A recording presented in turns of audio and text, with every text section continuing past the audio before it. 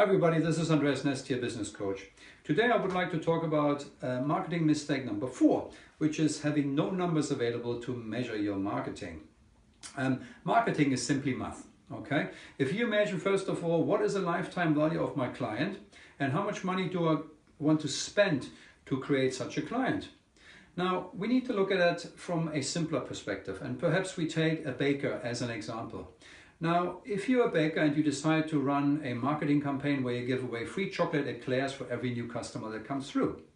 Now, you need to understand that this eclair will cost you probably 50 pence to make, and the average spend of your client is around £5 in your bakery shop. So for every client that spends £5, you invest 50p worth of the chocolate eclair.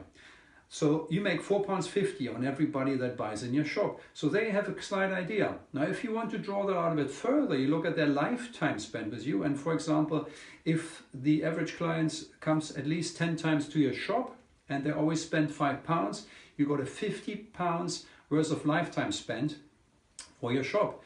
Now, if you have just one eclair that you have to give away for a lifetime client, that's good. But if you have to do it 10 times in a row, your total investment would be £5.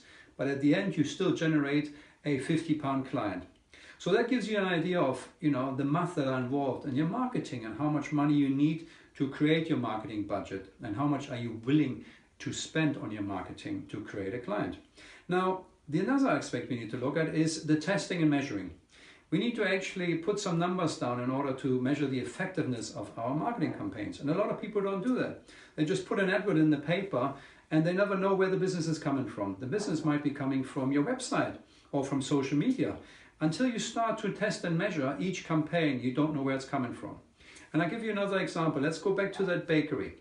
Now, if you decide to have flyers sent out there, you want to have also social media, and you want to use the radio to promote your free chocolate eclairs. And so you start testing and measuring all these 3 different campaigns and see what's coming back. So you can have, for example, on the flyer, a cutout voucher to give them the right to claim their free eclair. In the radio advertisement, you could have a word they need to mention as they come into the bakery. And on your social media, you could use another code for them to claim their free eclair. So by writing it down where these people has heard about you and where they're coming from, so through the flyer, through the radio, or via the social media, you can then see which of the campaigns is the most effective one. And that knowledge gives us a lot of power, because then we can invest our marketing budget into what works best for our shop. Now, if you then continue and you even go a bit further down into the testing and measuring, you can actually see if, for example, you run that radio advert in the morning and in the afternoon, but you figure out that in the morning a lot of people come back because of the radio advert, you think, okay, maybe that's perhaps better have it in the morning than in the afternoon, because if I do it in the afternoon, not many people actually coming to my shop. So let's keep that radio advert in the morning. That gives me the highest return of investment for my radio advert.